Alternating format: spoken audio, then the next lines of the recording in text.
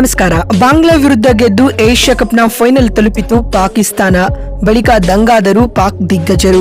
ನಂತರ ಭಾರತದ ಕುರಿತು ನೀಡಿದರು ದೊಡ್ಡ ಹೇಳಿಕೆ. ಹಾಗಾದರೆ ಸುದ್ದಿಯ ಸಂಪೂರ್ಣ ಮಾಹಿತಿ ಏನು? ಅಷ್ಟಕ್ಕೂ ಪಾಕ್ ತಂಡ ಏಷ್ಯಾ ಕಪ್ನ ಫೈನಲ್ ತಲುಪಿದ ಬಳಿಕ ಪಾಕ್ನ ದಿಗ್ಗಜ ಹಾಗೂ ಮಾಜಿ ಆಟಗಾರರು ಹೇಳಿದ್ದೇನು ಗೊತ್ತಾ? ಹೀಗೆ ಇದರೆಲ್ಲದರ ಬಗ್ಗೆ ಈ ವಿಡಿಯೋದಲ್ಲಿ ತಿಳಿಸ್ಕೊಡ್ತಾ ಹೋಗ್ತೀವಿ. ಆದ್ದರಿಂದ ದಯವಿಟ್ಟು ಈ ವಿಡಿಯೋವನ್ನ ಕೊನೆವರೆಗೂ ನೋಡಿ. ಆದರೆ ಅದಕ್ಕಿಂತಲೂ ಮುನ್ನ ನಿಮ್ಮ ಪ್ರಕಾರ ಈ ಬಾರಿಯ ಏಷ್ಯಾ ಕಪ್ ಅನ್ನ ಯಾರು ಗೆಲ್ಲಬಹುದು ಎನ್ನುವ ನಿಮ್ಮ ಅನಿಸಿಕೆಗಳನ್ನ ಕಾಮೆಂಟ್ ಮಾಡುವ ಮೂಲಕ ತಪ್ಪದೇ ತಿಳಿಸಿ. ಹೌದು, ಪಾಕ್ ಹಾಗೂ ಬಾಂಗ್ಲಾ ನಡುವಿನ ಏಷ್ಯಾ ಕಪ್ನ ಮಾಡು ಇಲ್ಲವೇ ಮಡಿ ಪಂದ್ಯದಲ್ಲಿ ಪಾಕಿಸ್ತಾನ ತಂಡ ರೋಚಕ 11 ರನ್ಗಳ ಗೆಲುವು ದಾಖಲಿಸುವ ಮೂಲಕ ಏಷ್ಯಾ ಕಪ್ನ ಫೈನಲ್ಗೆ ಎಂಟ್ರಿ ನೀಡಿದೆ, ಅದು ಕೂಡ ಭಾರತವನ್ನ ಎದುರಿಸಲು.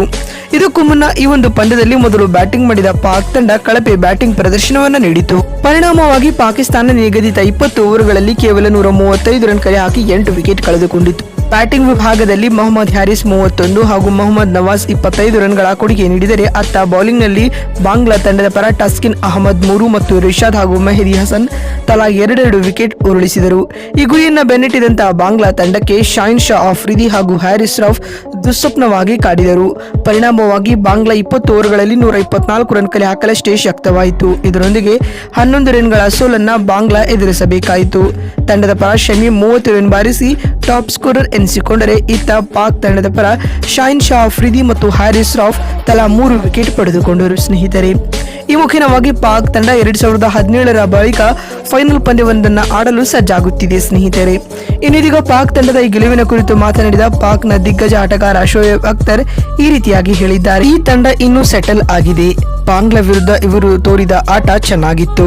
ಶಾಹಿನ್ ಶಾ ಆಫ್ರಿದಿರವರು ಮೊದಲ ಓವರ್ನಿಂದಲೇ ಒಳ್ಳೆಯ ಕೆಲಸವನ್ನ ಶುರು ಮಾಡಿದ್ದಾರೆ. ಪಾಕ್ ತಂಡದ ಇಂದಿನ ಆಟ ಕ್ಲಿನಿಕಲ್ ಆಟವಾಗಿತ್ತು ಎಂದು ಶೋಯಬ್ ಅಖ್ತರ್ ಹೇಳಿದ್ದಾರೆ.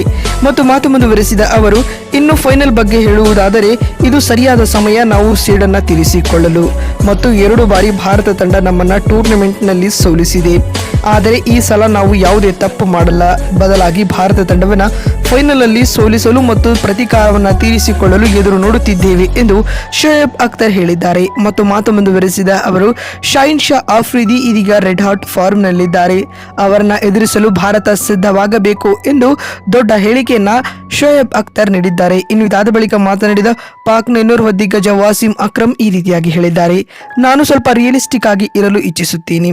ನಮ್ಮ ಪಾಕ್ ತಂಡದ ಇಂದಿನ ಬೌಲಿಂಗ್ ಯೂನಿಟ್ ತುಂಬಾ ಚೆನ್ನಾಗಿತ್ತು. ಫೈನಲ್ ಪಂದ್ಯದಲ್ಲಿ ನಾವು ಟೀಮ್ ಇಂಡಿಯಾವನ್ನ ಸೋಲಿಸಬೇಕಾಗಿದ್ದಲ್ಲಿ 200% ಎಫರ್ಟ್ಸ್ ಗಳನ್ನ ಹಾಕಬೇಕು.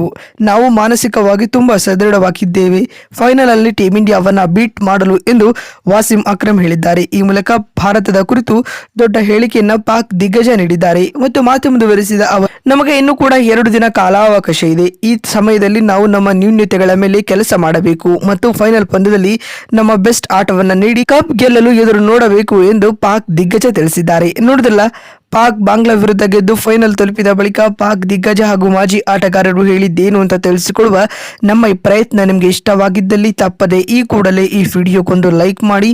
ಮತ್ತೊಂದು ವಿಡಿಯೋದಲ್ಲಿ ಸಿಗ್ತೀನಿ. ನಮಸ್ಕಾರ.